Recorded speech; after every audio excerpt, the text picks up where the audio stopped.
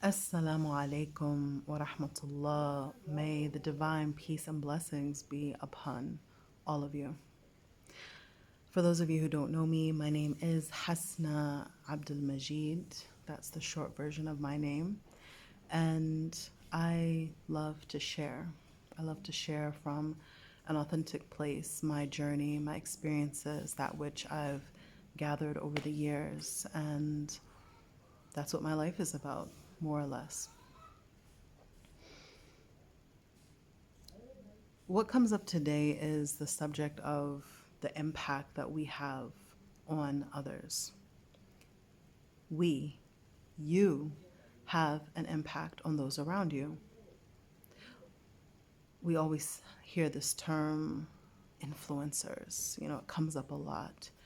And sometimes we speak about individuals as if another person is an influencer, and we are not. We look at someone who has 1.5 million followers or 300,000 followers, and we think, oh, they are an influencer. They're someone who makes a difference in other people's lives. They're someone who impacts other people's lives.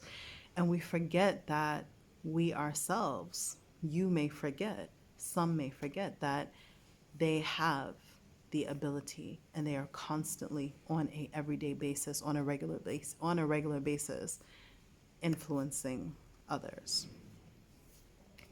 Why is this important? Why is this important? Because it's the nature of our life. It's part of understanding who we are. When we recognize that this life is interdependent, when I recognize that my life is actually meant to engage with others. I am not meant to be solitary. I was not made to live alone in the sense of being isolated. When we look at just our biology, the fact that we have these mirror neurons in our brain that if we see someone doing something, our brain lights up as if we are doing it ourselves. The fact that just witnessing an individual helping another or ourselves helping another brings up certain chemicals in the body that enable us to feel amazing. The fact that just sitting in the same circle with a group of people, ideally shoulders touching, that causes hearts to beat at the same time. To me, this is all evidence that we are meant to live consciously with one another. And I add consciously because we can haphazardly experience the benefits. But if we consciously move through this world recognizing, wow, I have power, I have ability, I have impact, I influence the sphere within which I exist, then we can take more responsibility within that. And then we can, in a sense, empower ourselves with that awareness and with that knowledge. I have a story to tell you, a story that emphasizes what I'm talking about right now, where we may not always realize that we're having an impact on another person. We may not always know that that stranger we met, that we made a difference in their life, or that individual that we impacted them greatly. We may not always know that. But I'm wondering, and please comment below if you have something to share on this. I feel that every one of us has had some situation that came back to us to let us know that we did have that positive impact, that we did have that beautiful influence on another person. There was a time when I was, when I loved to protest or go to demonstrations with friends. I have different perspectives now on demonstrations, but overall, I love that idea of gathering and speaking out. In Islam, we're taught that if there's something that is disliked by Allah, such as tyranny and oppression, that if we cannot stop it with our hand and that is a sign of faith, to speak out against something that is harmful to the mind, body, soul, to the environment, to the collective.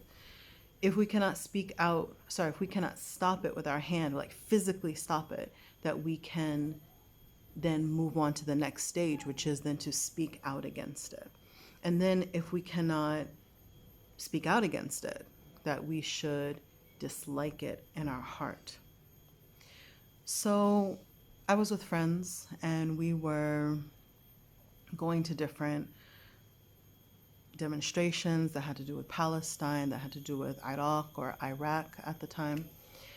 And I had all these flyers, all these pages that I don't know if I had printed them up or if someone else had them, but I had a lot of them that had to do with specifically Palestine. And at that time, Ariel Sharon. Ariel Sharon was, I believe, the prime minister. He had been a general years ago who had participated in various situations that had to do with oppression. One specifically was in 1982. In that year, he was responsible for the massacre, the killing of many innocent men, women, and children who were at a refugee camp in Lebanon. The morning of the massacre, they actually believed that they were going to, on some level, obtain their freedom or be able to return back to their homeland, but instead they were met with death. I have flyers around this topic, around this subject. Mind you, Israel was our ally, and this was the leader of Israel at the time. So I was passing these flyers out on the train because I grew up in Jersey City, New Jersey, born in DC, raised in New Jersey. And I was taking this train that goes back and forth between Jersey City and New York. I had these flyers. I'm passing them out.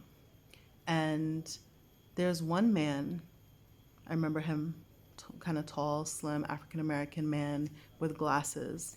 And he was a proud Republican. He was very much in support of the United States. He expressed what he felt about our country, and one of them was that America would never be an ally with someone who would do this. So when he looked at my flyer and he read it, and he looked at these statistics or these facts, he just couldn't accept it. He couldn't reconcile the fact that America was this country that for him stood for justice and freedom and all of this, and that then this country of his would be allies with another country whose leader had committed genocide or had committed a massacre. There was this look in his eyes that now I understand what that look is, but it was like a burning look. Like his eyes were fiery. And I had the thought, like, would he hurt me because of, how intense he was looking? So I said to him, look, you can Google it. You can look it up yourself. Shatila Sabr, the name of the refugee camps, 1982, Ariel Sharon. You will find the information. So we went our separate ways. And that was that. Time passed. And I had this exam to take with this particular institute that I was studying with. It was called Al-Maghrib Institute. And there was a bus that I was going to take because in Jersey City, I would sometimes bus or my family would drive. I never drove myself. Or I would rollerblade if it was in the area. And I could have easily rollerbladed to the test, but I said, I'll just take the bus today. So I'm waiting for the bus. It's a bus that runs pretty regular, but the bus never came. Like I'm sitting, I'm waiting, I'm sitting, and I'm thinking, maybe I should just go like get a ride, or maybe I should drive, or maybe I should walk, like maybe, what should I do? Because my thing was like, what if I go back and then the bus comes? So anyway, I'm just sitting, I know this bus is supposed to be here. Like, where is the bus? I'm sitting on a bench that doesn't have like a cover. You know how some bus stations or bus stops, they have some kind of cover that you can sit in. I was just on a bench. I look over to the side, and who do I see? I see this guy, the same guy from the train. And my whole system was just like, oh. And I kind of like sunk down because I didn't want him to recognize me. So I was kind of like trying to like turn myself a little bit to the side and like squinch down so he wouldn't see me. I don't know why I thought that would work because, again, there was no cover, there was no wall, there was no partition. But I thought, yeah, I mean, there's a lot of Muslim people wearing hijab in Jersey City, so I didn't necessarily think that he would notice me. So he's coming closer, he's coming closer, he's coming closer, and I'm like, okay, he's almost past me, he's almost past me. But then he stops right in front of me. I'm just like, oh God. And he says to me, aren't you the, he might have said girl, I don't know. He said, aren't you the girl, or, from the train? And I'm like, yes, yes. And he says, I want to thank you. Now I'm sitting here surprised, like, what does he want to thank me for? And he said, yeah, I want to thank you. I did look up what you said. I did Google it. And you've completely changed my perspective on so many things.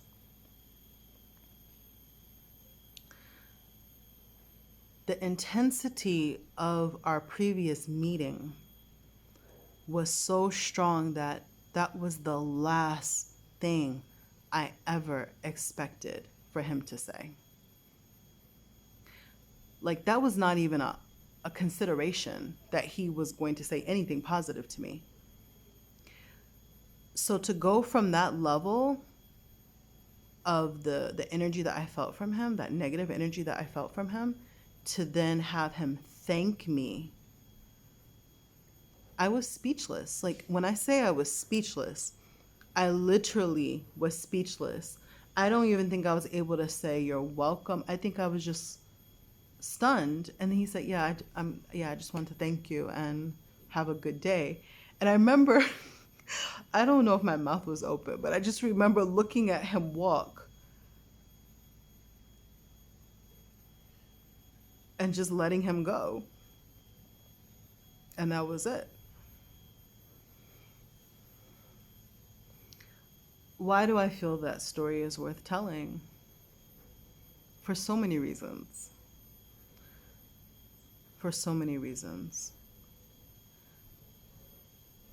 I later understood, because of another conversation I had with another person that had more to do with faith, that the look in the eyes that I saw was a look of breaking down the foundations upon which a person's belief has been constructed.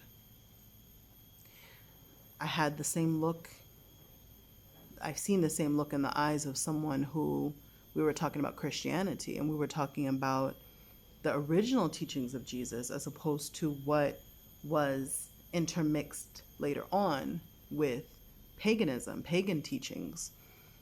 And that person had a similar look. And that's how I came to understand that is the look of destroying and chipping away at the foundation of a person's belief system upon which their entire identity is intertwined. You cannot just break down a person's belief system, except ideally that you have something to give them instead.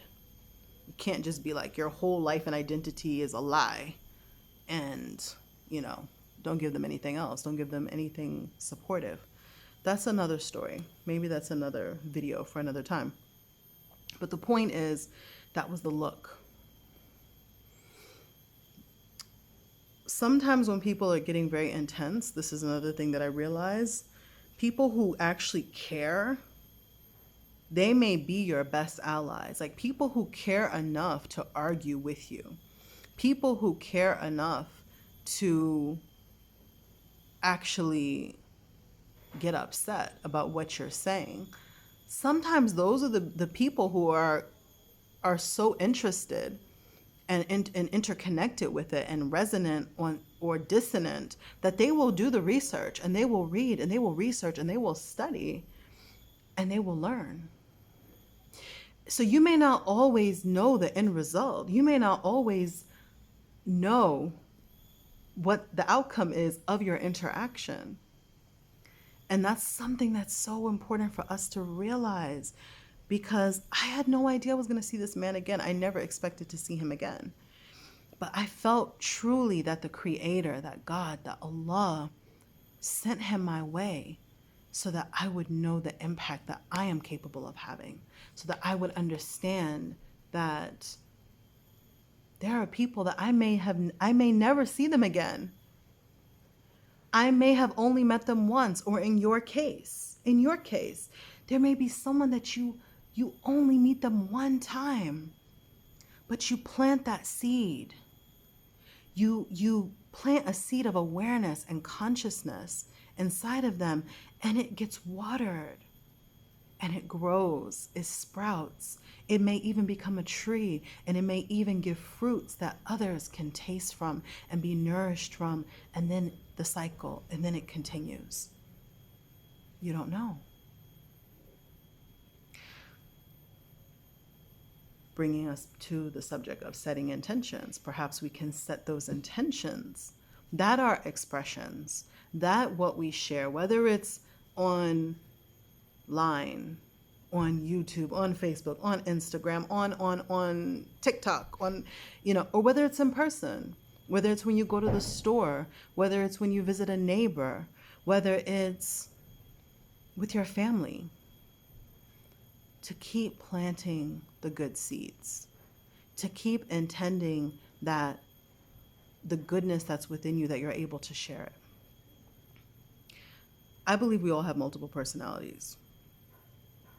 There's no question I do. And there is a hasna that it can be very low vibrational. There is a hasna that can be doubtful. There is a hasna that can be insecure in aspects. There's a hasna that is not her highest self. And then there's a hasna that is. Am I going to allow the parts of me that are in progress, the parts of me that need a lot of work, the parts of me that are weak, the parts of me that are not the highest, am I going to allow that to keep me from sharing the parts that are? I most certainly will not, inshallah. And it's so important to me, that rawness and being able to acknowledge that, yeah, like I'm not the best in any area. I'm not the best when it comes to Quran recitation, which I share. I'm not the best painter, even though I love to paint. I am not the best poetess, even though I write poetry. I'm not the best speaker, even though I've been speaking since I was a child. I'm not the best singer. I'm not the best drummer. I'm not the best embodiment of a practicing Muslim woman. But yet these are things that are part of me and I love. And I will share what I am able to share while I have breath in my body, while I have an opportunity to do so, and while I'm a work in progress. So that's what I wanted to share today. You matter, and what you share matters. And it may not always come back to you, and it may not garnish thousands of likes. That may not be the reality. That may not be what happens. But it does not take away from the fact that what you put forth of goodness and what you intend of goodness has a benefit that goes far beyond what you may know. Peace and blessings to all of you. I pray that wherever you are in a high vibrational state, and that this in some way shifts, plant seeds, or waters the ones that are already there. So lots of love, peace, and blessings. I'm out. Being that I'm starting off quite humbly at this point with a small number of valuable subscribers, it means a lot to me if you press that like button, comment below, subscribe, and share if you feel that this message is beneficial on any level. Peace and blessings.